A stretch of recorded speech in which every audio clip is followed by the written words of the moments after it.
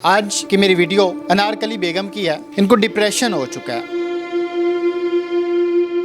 कुछ यादों को भुलाने की कोशिश करती हैं। मेरी सास को कुछ महसूस हुआ कि जी तो इसमें तो कोई चक्कर नजर आ रही है, मेरे बेटे को ना बीमारी ना लग जाए। पाकिस्तानी शहरी नहीं है, ये इंडियन है। मेरे निकाह इंडिया में हुआ था। कहता अल्लाह का शुक्र है मैं सोना का काम करता हूँ तो घर बार भी मेरा अपना माशाल्लाह। तुम्हारी नमाज़ी देखे तो खुद ही पता लग जाएगा तुम्हें। मुझे अपने साथ लिया आया, जब देखा तो मेरा गंदमंद रहने वाला कमरा ना, सोने वाला कमरा नहीं। उसकी बोलचाल, उसका चलना, उसका लहजा, उसका फैशन, उसकी अदाकारी, वो बहुत चालाक बंदा था। देखने में सीधा सच्चा, अंदर का वो पूरा था। मेरी शादी हुई थी, मेरी 20 साल उम्र थी, उसकी थी 55 या 60। इंसान को प्यार तो मिलना चाहिए माँ का। माँ की दुआएं तो लो, मुझे शकल तो दिखा तो मैं मेरे दिल को कुछ शांति हो। मैं किसको अपनाऊं? ये मेरा जीवन साथी है, मुझे कैसे न्योना करना पड़े। मैं जे चाह रही हूँ दिल खोल के मैं आज बता रही तुमको, मैं क्या करूँ बता। मैंने तो पैसा देखा ही नहीं है। ये माँ जी ये चाहती हैं कि इनका ये जो इशू बना हुआ है इसको हल किया जाए ताकि ये अपने बहन भाइयों से मिल सकें।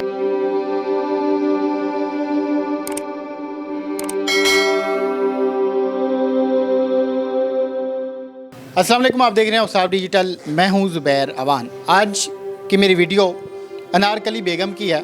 अनारकली बेगम इस वक्त उदासी का शिकार हैं, रोती रहती हैं, तड़पती रहती हैं।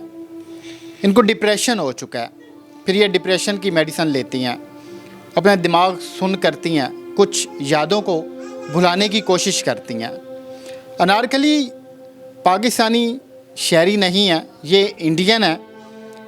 इनकी शादी यहाँ पे कैसी हुई, ये ख़ुद कैसे यहाँ पे आई, क्यों अब ये रोती रहती हैं, क्या हुआ ऐसा इनके साथ, तो इन सारे सवालात का जवाब लेने के लिए मैं इस वक्त इन माँ जी के पास मौजूद हूँ। तो आइए पूरी बात इनसे जानते हैं। माँ जी, यहाँ पे शादी हुई है आपकी?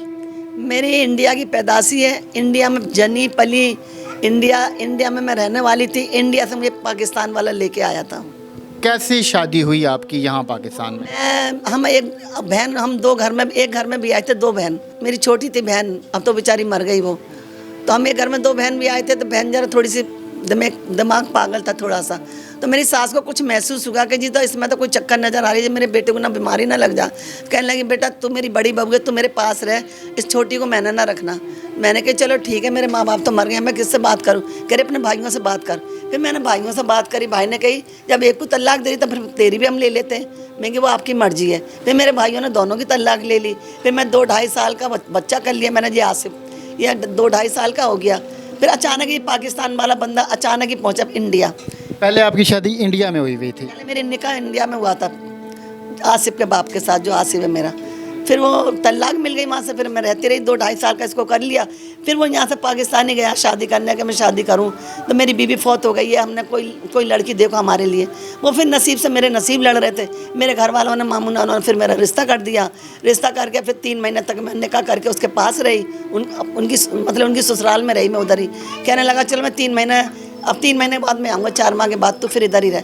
यूँ कि इसलिए उसने मुझे छोड़ा कि मेरा इंडियन पासपोर्ट था उस टाइम, कैंसिल ना हुआ था। इंडियन पासपोर्ट की वजह से मुझे उसने रखा। चलो फिर 3 महीने बाद फिर वो इंडिया पहुंचा। फिर मुझे इंडिया से फिर इधर ले आया। फिर इधर लाने से पहले मेरे घर वालों ने कही कि तू कैसे आया, तू हमें कैसे जानता? कह रहा मैं आपको जानता हूँ ना तुम मुझे जानते हो। मैं तो अपने चाचा तायों के घर आया हूँ, उनसे मैंने बात की तो वो तुम्हें जानते हैं, वो तुम्हें जानते हैं, तुम उनको जानते हो। इस वजह से मैं रिश्ते के चक्कर में आऊँ। आपका रिश्ता आपस में किसने करवाया था? जी रिश्ता उन्होंने करवाया था, इनके रिश्तेदारों ने, मेरे मियाँ के रिश्तेदारों ने। मतलब ये शख्स यहाँ का रहने वाला है, वो इंडिया में अपने रिश्तेदारों के पास गया था। वहाँ पे जो उसके रिश्तेदार थे उन्होंने आगे इनके घर वालों से बात करके इनकी शादी इस बंदे से करवाई। क्या नाम है आपका जो यहाँ पाकिस्तान में? नूर मोहम्मद नाम है। उसके बाद क्या हुआ, आप यहाँ पे आ गए? फिर मुझे इधर ले आया। तो फिर मेरे घर वालों ने कही भाई पक्की बात बता कि तेरे कितने बच्चे हैं? पहले तो हमें जी बता कि तेरे बच्चे कितने हैं। कहता मेरी तो एक शादीशुदा बेटी है, बच्चा उसका कोई नहीं है, वो अकेली है, उसे घर पे छोड़ के आया हूँ मैं। बीवी मेरी मर चुकी है, इसलिए मैं निकाह करने इधर आया हूँ। तो कहने लगा चलो ठीक है। फिर तू कारोबार क्या करता? कहता अल्लाह का शुक्र है मैं सोना का काम करता हूँ तो घर बार भी मेरा अपना माशाल्लाह। तुम्हारी नमाज़ी देखेगी तो खुद ही पता लग जाएगा तुम्हें। जब तुमसे मिलने आ गई तो वो तुम्हें खुद ही बता देगी। कहने लगा जी तो बड़ी खुशी की बात है, कारोबार अच्छा करते हो, कह लगा मैं दुख न दूंगा, जैसा कहेगी मैं वैसे चलूँगा, जैसे बातें उन्हें गपशप मारी, हमें यकीन आ गया हम सीधे सच्चे बंदे थे सादगी में। तो फिर ऐसा करके मुझे फिर साथ लिया आया। जब देखा तो मेरा गंदमंद रहने वाला कमरा ना, सोने वाला कमरा नहीं, बहुत बुरा हाल मेरा। मैंने कहा हमारे से अच्छा था हमारा इंडिया, जाने गंद में मुझे लाके कोठी बंगला बहाना था और मुझे खुड्डे में लाके पटक दी। मतलब उसने जो ख्वाब दिखाए थे वो टोटल उल्ट निकले। उल्ट हो गए सारे, उन्हें झूठे ख्वाब दिखाए। तो हमारे घर वालों यकीन आ गया, जो उसकी बोलचाल, उसका चलना, उसका लहजा, उसका फैशन, उसकी अदाकारी, वो बहुत चालाक बंदा था। देखने में सीधा सच्चा, अंदर का वो पूरा पूरा था। मैं साथ सीधे पुन में मर गई। मैंने कही ठीक है, मुंह मत्थे वाला, कमाने खाने वाला, और फिर अकेला घर में ऐश करूंगी, आराम करूंगी। और बड़ा अच्छा लगा मुझे सूरत शकल में, मैं भी माहिल हो गई। मुझे क्या होता कि अंदर जाके क्या निकलेगा मेरे साथ। जब से अब तक मैं खत्म हो गई इसी गम में। फिर वो मतलब आप परख नहीं सकी उसको? परख ना सकी मैं, परखती जब मैं दुनिया देखती। माँ भी मैंने दुनिया ना देखी। हमारे हिंदुस्तानियों में जरा पर्दा कराते हैं, बच्चियों नहीं जाने देते, तो पर्दा कराते हैं, कहीं जाना भी पड़ता। यहाँ तो कहीं निकलने ही ना दिया, ना माँ से मिलने देता था, ना बहनों से मिलने देता था, ना भाभीयों से मिलने देता था। ऐसा क्यों करता था वो आपके साथ? मिलता ना, मिलने ना देता तो मैं पागल हो जाती। फिर मैं डॉक्टर के पास गई, वो भी मुझे लेके गया। उसने कही मुझे एक बात बता, तुम्हारे घर में क्या क्या चीज़ है? मेरे मियाँ से कहता एक कमरा छोटा सा, कहता कोई टीवी सीवी, कोई LCD, कहता ये चीज़ का मैं इसको शौक़ नहीं दिखा सकता। कहता है इसको टेलीविज़न ला के लगाओ घर में, ये टीवी देखेगी तो इसका हौसला बढ़ेगा। ये डरी औरत है, ये डरा के तूने रखा हुआ, ये तो डिप्रेशन की मरीज हो चुकी है, इसको तो तूने ख़त्म कर दिया। ऐसा करता क्यों था वो आपके साथ? क्यों करता था कि वो ये चाहता था कि ये मेरी बन के रहे, किसी रिश्तेदारों से न मिलने दूंगा, किसी माँ बहनों से न मिलने दूंगा, किसी गैरों से न मिलने दूंगा। मतलब वो डरता था कि कहीं आप किसी और की ना हो जाए? ना, मैं उसको ये डर था कि मैं हूँ उम्र का ज़्यादा, ये उम्र की छोटी, इसकी मिलने वाली भी आएंगी, मोहल्ले की रिश्तेदार भी आएंगे, ये अपनी कहानी कहीं इन लोगों को ना बता दे, ये ना हो गया ये इंडिया चुप करके निकल ना जा। जब आपकी शादी हुई उस वक्त आपकी उम्र क्या थी और उसकी क्या उम्र थी? मेरी शादी हुई थी, मेरी 20 साल उम्र थी, उसकी थी 55 या 60। अभी फिर आपका वही खामद कहाँ है? इधर वाला मर तो गया, 14 साल हो गए। वो फोत हो गया। उससे आपके कितने बच्चे? उससे 3 बेटी 2 बेटे, शादीशुदा हो गए। वो शादीशुदा हो गए, तो वो आपके पास नहीं आते? उन्होंने आपका हाल चाल कुछ कभी नहीं पूछा? आते हैं जब मैं बीमार होती हूँ, जब मैं अस्पताल पहुँचती हूँ तो फिर पता करने आते। लेना देना कोई नहीं है मेरा।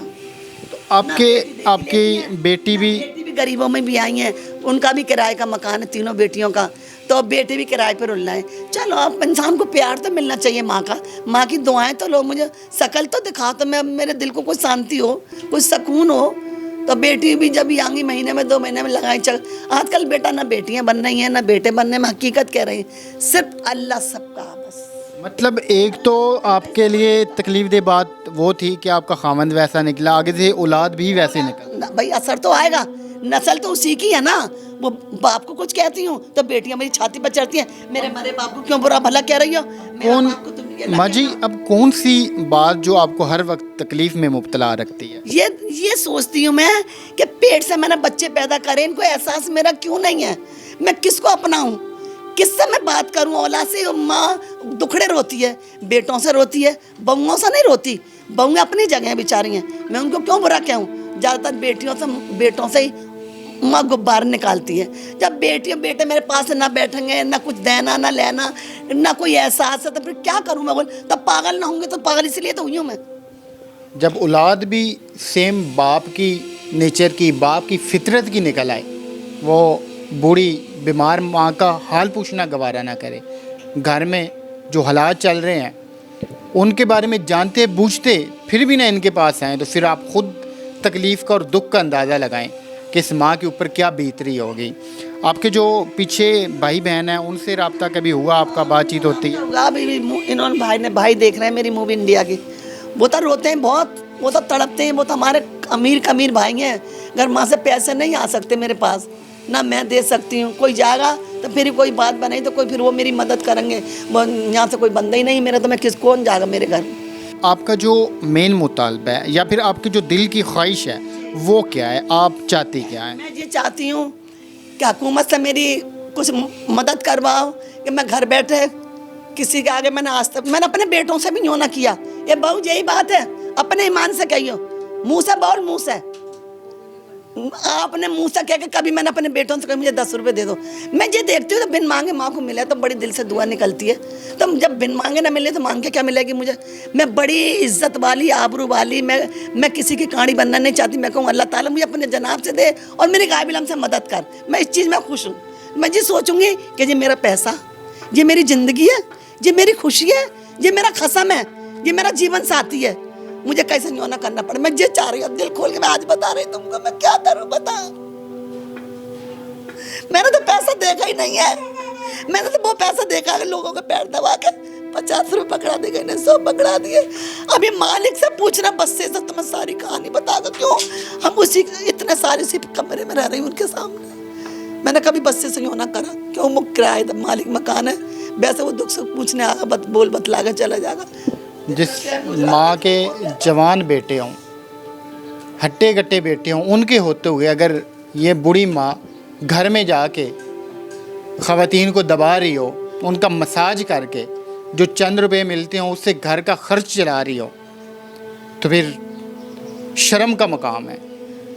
क्या कह सकते हैं हम ऐसी औलाद को? इसीलिए तो कुछ लोग दुआएं करते हैं कि ऐसी औलाद ना ही हो तो बेहतर है। अब ये जो माँ रो रही है, बेचारी चीख रही है, चिल्ला रही है, इन्होंने शापर भरा हुआ में दवाइयों का दिखाया है, तो डिप्रेशन तो इनको होगा, बीमार भी ये होंगी जो इतनी तकलीफ़ से, जो इतनी अजियत से गुजर रही हैं।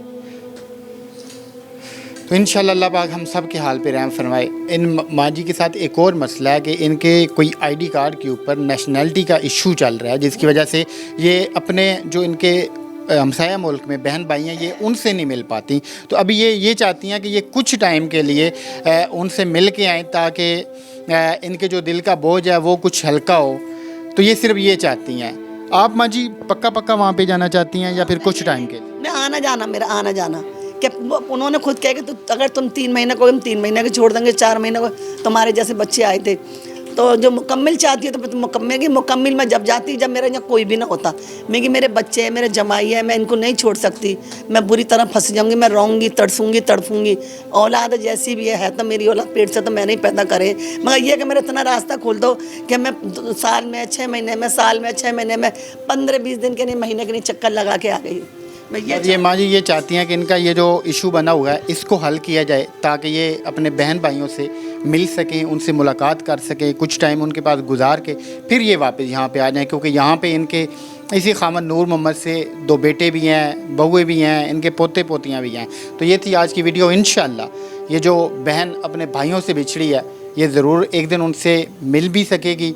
अगर आज इनकी आँखों में आंसू हैं तो इंशाअल्लाह कल इनके चेहरे के ऊपर मुस्कुराहट ज़रूर आएगी। तो मिलते हैं किसी और वीडियो में। अगर आपकी कोई स्टोरी है, आप ये चाहते हैं हम आपकी भी आवाज़ बने, आपकी वीडियो बनाएं, आप उसाब डिजिटल के प्लेटफॉर्म पे हमसे रब्ता कर सकते हैं। अल्लाह हाफ़िज़।